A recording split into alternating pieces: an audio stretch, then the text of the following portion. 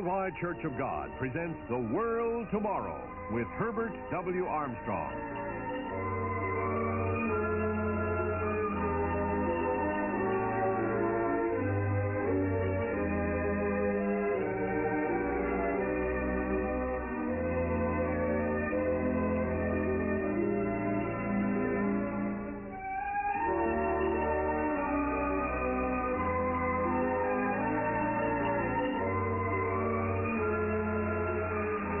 Gentlemen, Herbert W. Armstrong.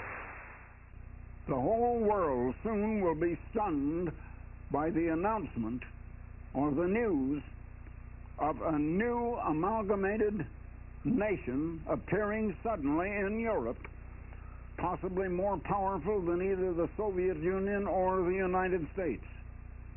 Now, recently, I addressed the very prestigious Rotary Club of Athens, Greece, concerning this very situation that is rising over there, this very new development. And now I want to give you a very brief commentary on the ancient city of Athens, narrated by Art Gilmore and followed by my address before the Rotary Club of Athens in Greece.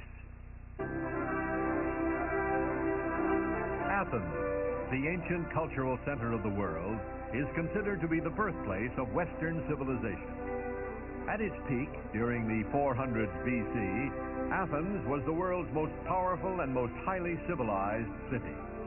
From it sprang works of drama, history, poetry, and philosophy that have greatly influenced literature and thought throughout the centuries. Athenian architects built masterpieces of classical beauty. The ruins of many of these structures still stand as monuments to that age. The large flat hill called the Acropolis is surmounted by the Parthenon, the finest building constructed in ancient Greece. Its white marble columns seem to define classical Greek architecture. Across from the Acropolis stands Mars Hill, where the Apostle Paul revealed to the Athenians of his day the identity of the unknown God to which they had erected an altar. Paul also traveled to Corinth, directly west of Athens, and established a thriving church. Intriguing ruins of temples, roadways, markets, fountains, and theaters still stand today. East of the Acropolis, the first of the modern Olympic Games were held in Athens in 1896 in the Panathenaic Stadium, constructed of marble.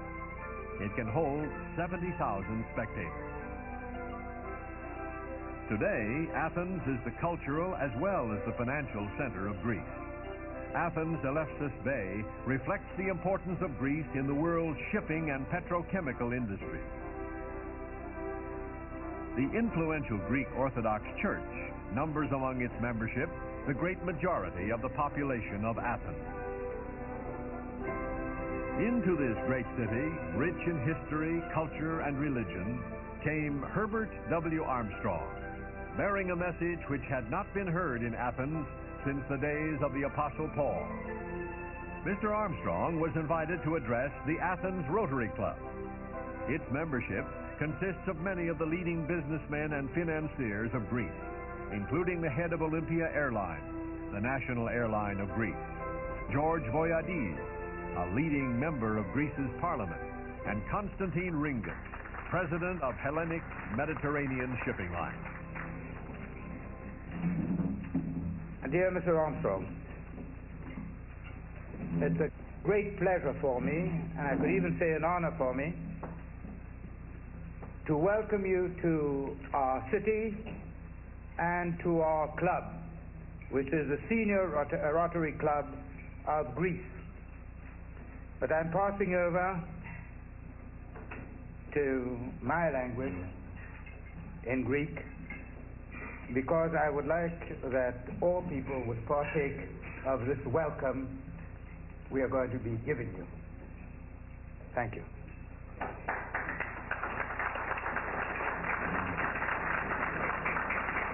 Η σημερινή συναισθησίας μας Our gathering today, dear friends, is devoted to world understanding and peace. A very highly respected and distinguished citizen of the United States of America is to honor tonight the rostrum of our club, Mr. Herbert Armstrong.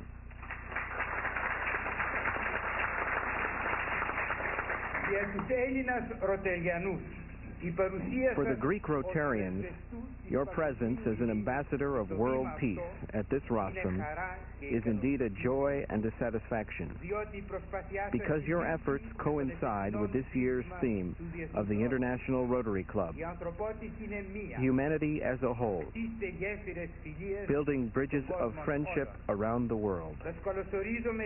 I wish to welcome you to our club and would like now to request the ex-minister and current member of Parliament, Mr. George Voyadzis, to briefly introduce you.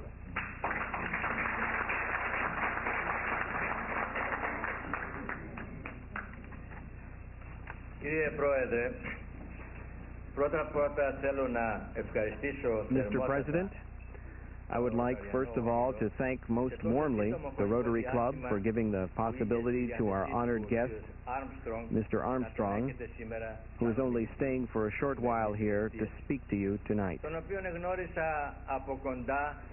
Because this man, whom I had the opportunity to meet personally on my trip to America when I visited the college he has founded in Pasadena, is one of the very few people in the world who both proclaims and applies the theme and the idea of peace without any personal incentives whatsoever. The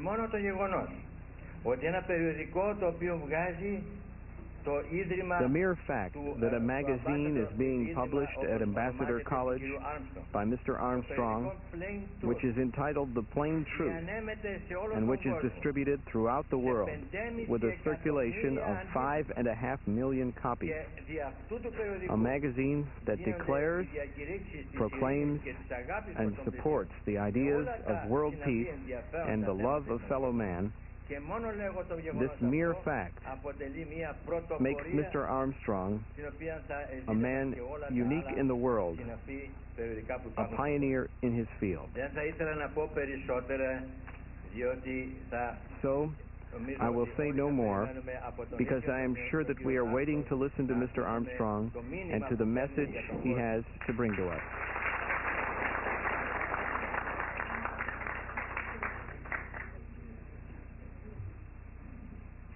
Ladies and gentlemen, good evening. It certainly is a great honor to be able to speak to the Rotary Club here in Athens, Greece, one of the most ancient cities in the world and the home of education, scholarship, and culture. I come to you as an unofficial ambassador for peace. Millions of men have given their lives in the interest of peace in wars. World War I was supposed to have been the war to end all wars, but it didn't end war. World War II didn't end war. There have been dozens and scores of wars since that time. War and threats of war are continuing to go on. The reason we do not have peace is because people do not know the way to peace.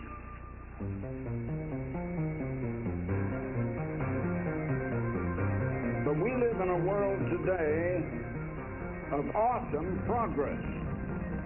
Especially in this 20th century, the progress has been absolutely awesome. At the same time, we are living in a world of appalling evils, trouble, heartache, suffering, starvation. One half of this world is in absolute ignorance, uneducated, one half of this world is in abject poverty, living in filth and squalor. And such a condition ought not to be. Right now we are in escalating trouble. Crime and violence, disagreement between nations, and never has the world been as unrighteous as it is now in its living and in the dealings of people back and forth with one another or with nations. Armies do not bring peace to a country. We have not learned the way to peace. In November of 1919, that's quite a while ago, November 1919, I was a member of the Association of Commerce in Chicago, the Chicago Association of Commerce, and at a noonday luncheon of the members, the businessmen members of that association, Roger Babson, the great statistician, was our main speaker. Roger Babson said, "In 1 year, we are going to be in the throes of the greatest depression this generation has ever known." Present were many officials of great banks, presidents and board chairmen of great industrial corporations. They shook their heads. They didn't agree with him.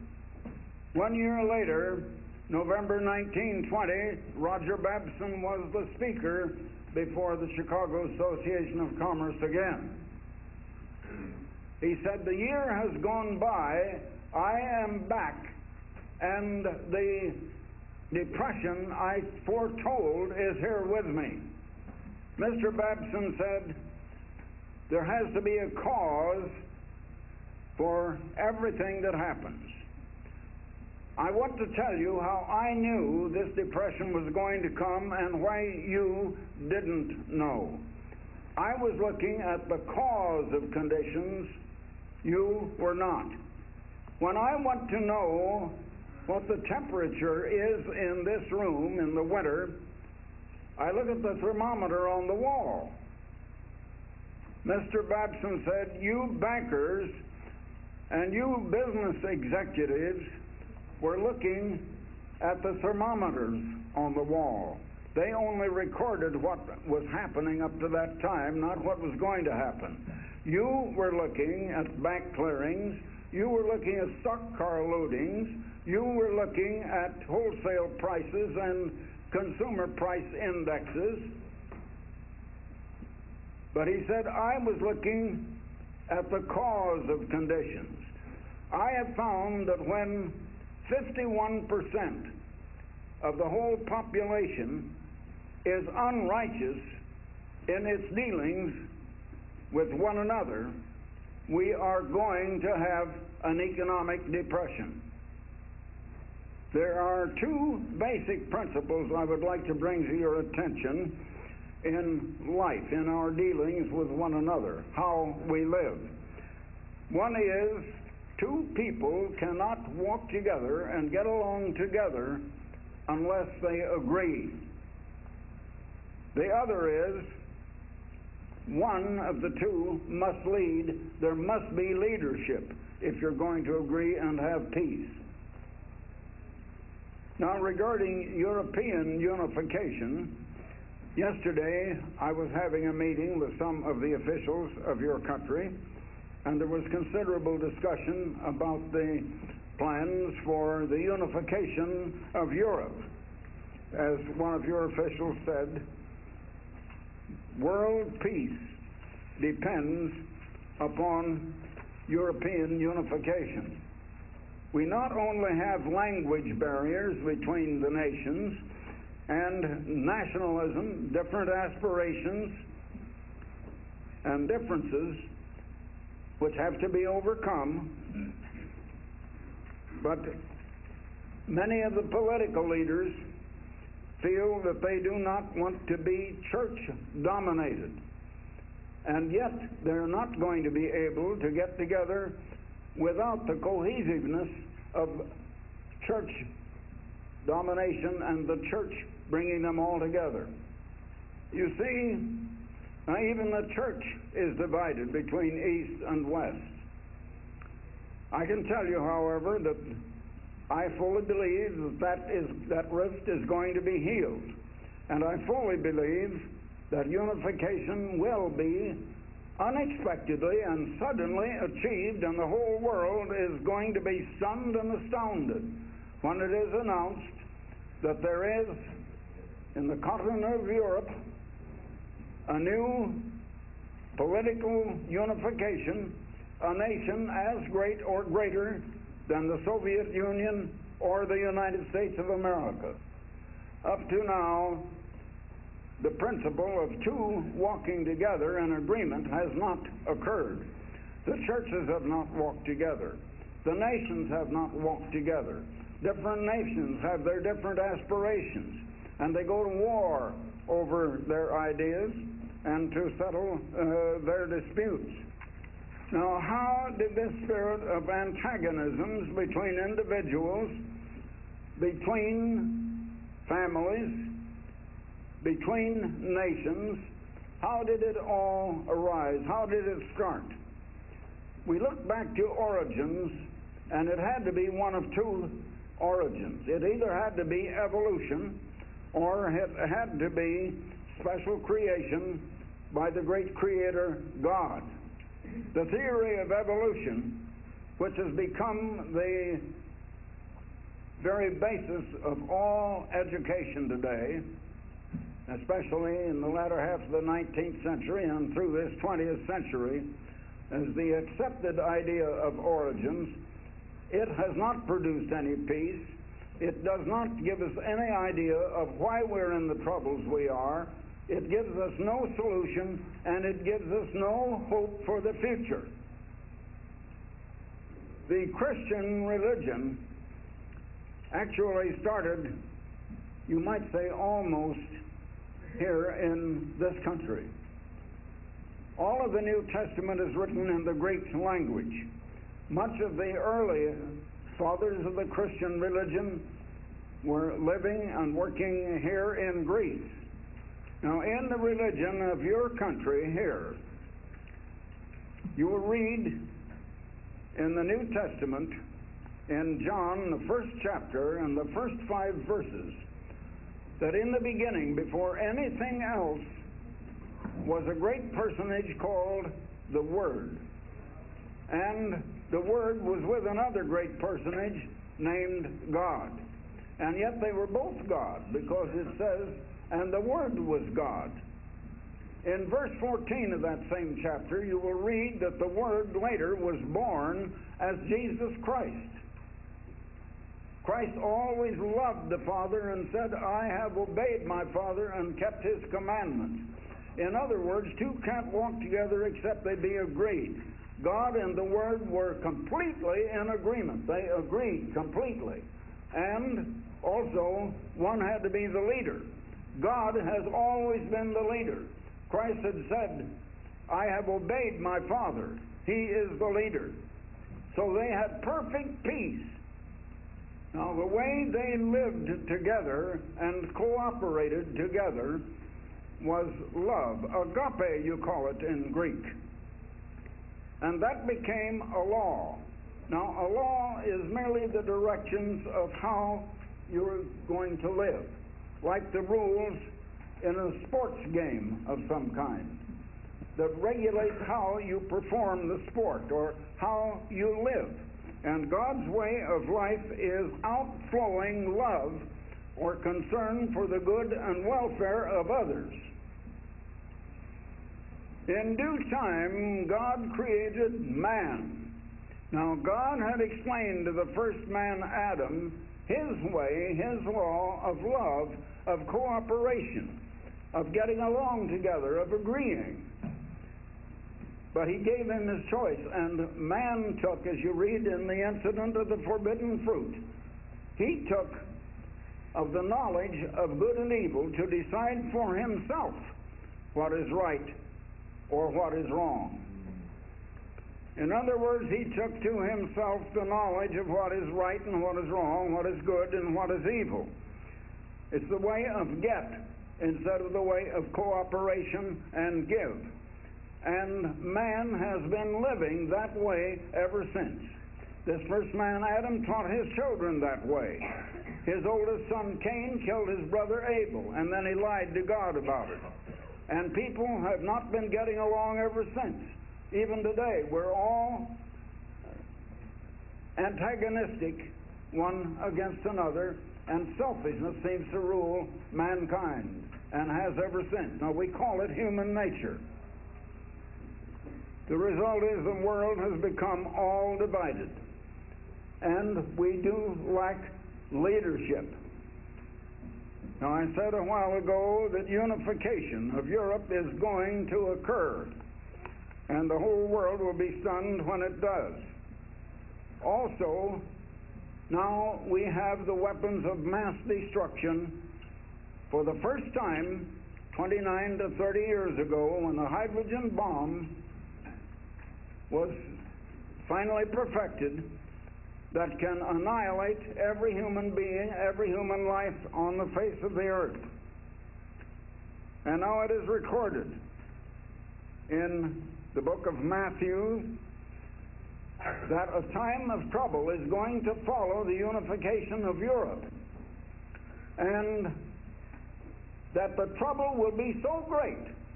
And the Bible says that nuclear World War III is going to come, definitely.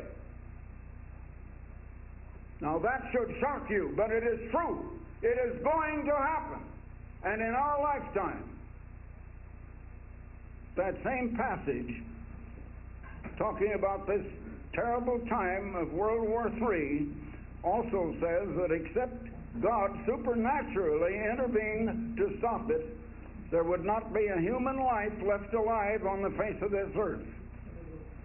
But God will intervene. The world will be spared.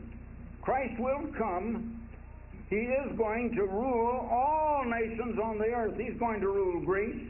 He's going to rule Germany. He's going to rule Russia. He's going to rule the United States, Japan, and China. Every nation. And he is going to bring peace. And they're going to beat the weapons of war into weapons of production. And people are going to learn to get along with one another. People are going to learn to cooperate instead of trying to fight one another. We're going to learn the two can't walk together except they be agreed, but we're going to have leadership, and that leadership will be Jesus Christ now coming as the great supernatural God in the full power of God. Now, in a sense, the unification of Europe may trigger this whole thing that will result in final world peace. So perhaps the official who said yesterday morning that world peace depends upon it, perhaps he was right after all. But just before this passage in Matthew 24 that I told you about, verse 14 says that when this gospel of the kingdom is proclaimed all over the world to all nations, then will these things shortly come. I am proclaiming that message, and it's the first time in over 1,900 years that that message has been proclaimed to the world. It's the same message that Jesus Christ proclaimed. But people have been preaching a gospel of men about Christ, about the person of Christ, and his gospel was what I've just told you, and that has not been preached. You have heard that fulfillment in your ears here this evening. I ask you, if you have ears to hear, please heed. Thank you very much.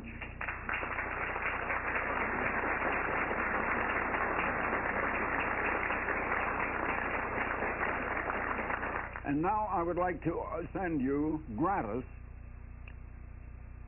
a book I've offered once or twice before on this program. Are we living in the last days? Can you prove it? Are we actually living in the last days of this present world, of this present civilization? It's a very shocking situation. You need to know the time in which you're living. You know, Jesus Christ said one time, you can tell by the weather signs whether it's going to rain or whether you're going to have sunshine, but do you know the signs of the times? Do you know what is going on in the world? We need to know the condition of the world in which we live. This booklet is Are We Living in the Last Days? Now, there's no charge, no request for money. I would like to send it to you absolutely free. And I would like to send you also, if you're not already a subscriber, a year's subscription to The Plain Truth with a circulation of more than 5,500,000 copies every month, published in 6 different languages. The Plain Truth, a magazine of understanding. The Plain Truth analyzes today's world news in the light of biblical prophecy and tells you what it means, what is going to happen. Also, it talks about your life and family life and life in this world today. You need The Plain Truth, and there's no subscription price. It is unique in every way, illustrated in full colors, a very handsome, beautiful magazine. There's no subscription price, no request for money. I would like to enter your name on the subscription list. So until next time, this is Herbert W. Armstrong. Goodbye, friends.